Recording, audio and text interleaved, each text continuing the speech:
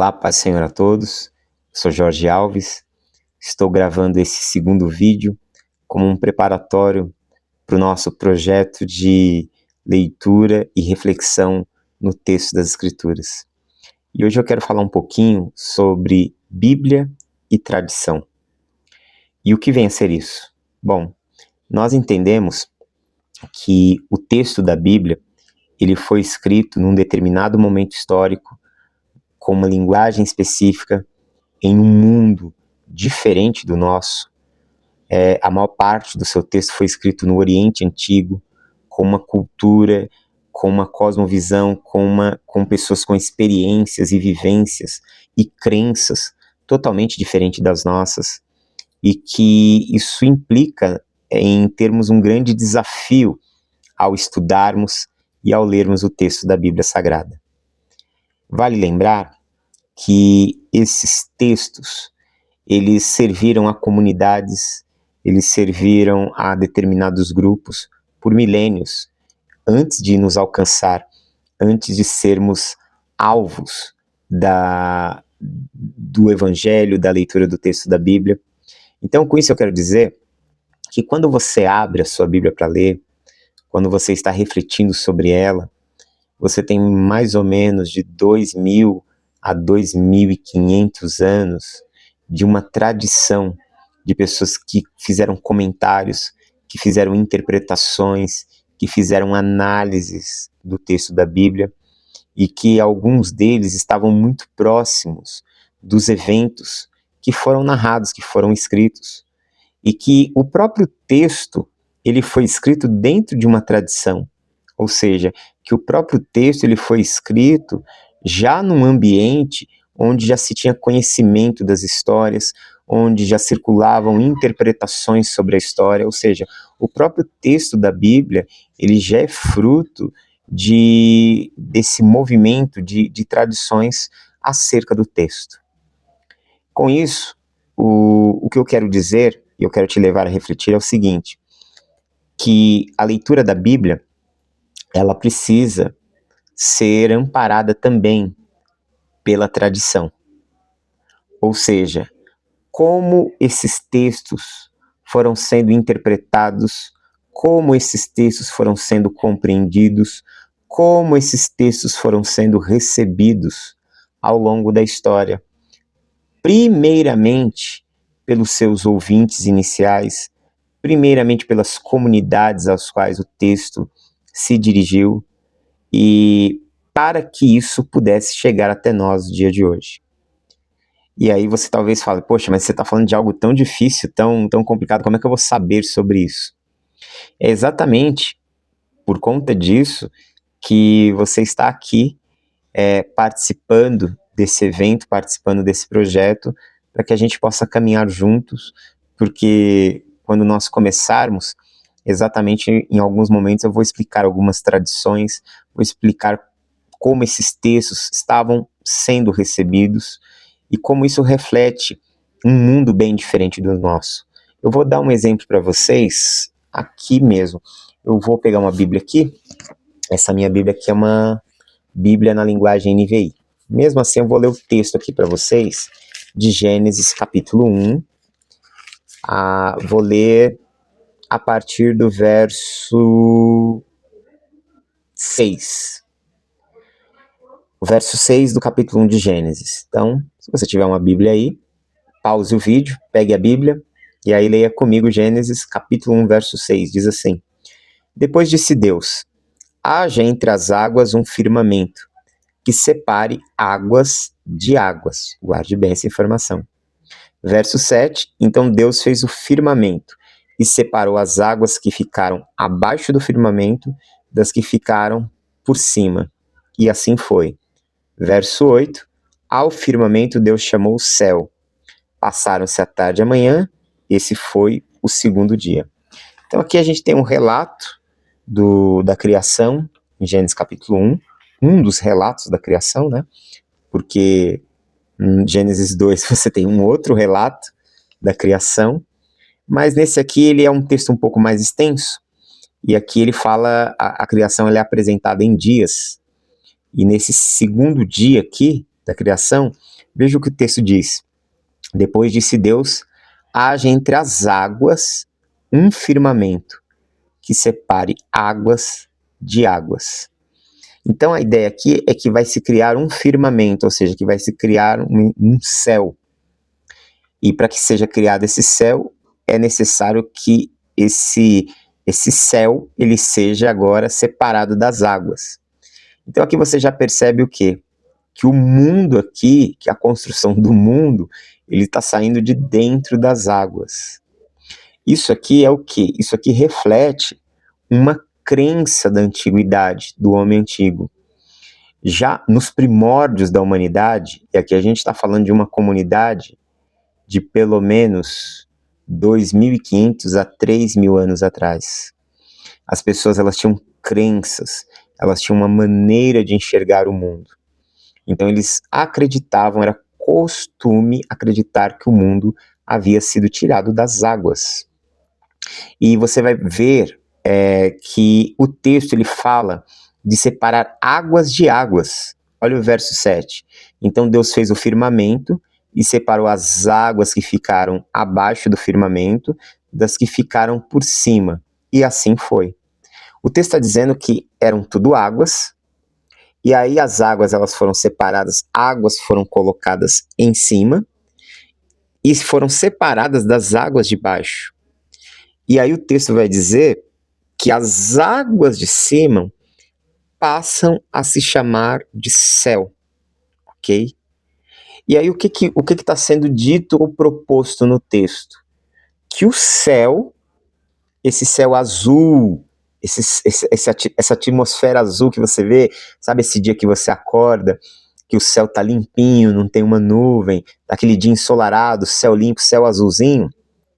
Na mente e na concepção do homem primitivo, do homem do Oriente Antigo, esse céu azul eram águas.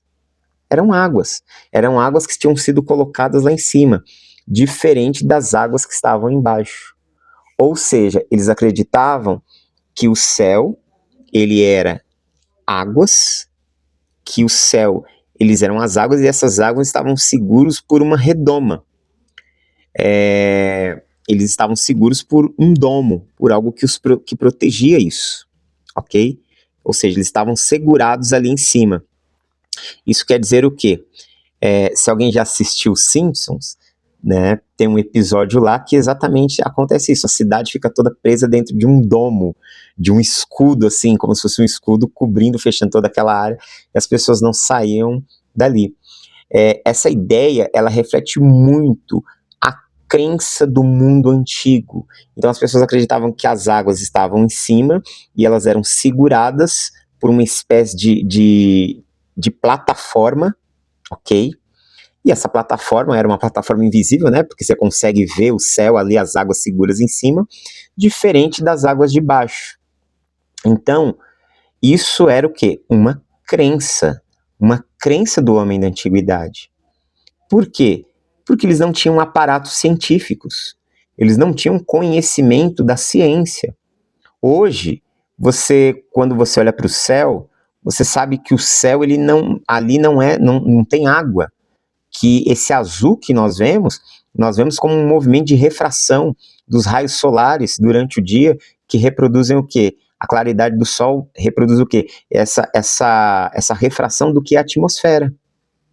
Você pode ver quando você vê isso em fotos, em imagens, você começa a subir a vista de cima, né, de um satélite, né? Você vai vendo que o céu ele é clarinho, depois ele vai escurecendo, até ficar uma camada mais densa e muito mais escura. Isso é um reflexo da atmosfera. Então, cientificamente, você sabe que não existem águas, que a própria chuva ela é formada pela condensação das nuvens, que vai gerando o quê? Vai gerando eletrodos e acaba produzindo o quê? Os raios, os trovões, e consequentemente dissipa a chuva. Mas o homem da antiguidade não pensava assim. Então, o que você vai perceber? Que nós estamos, quando eu falo que há um abismo muito grande entre nós e os escritores e o texto da Bíblia, eu estou falando exatamente disso, dessas situações. E o que vai acontecer?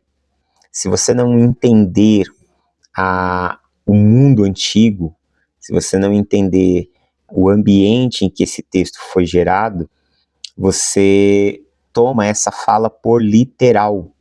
Por literal.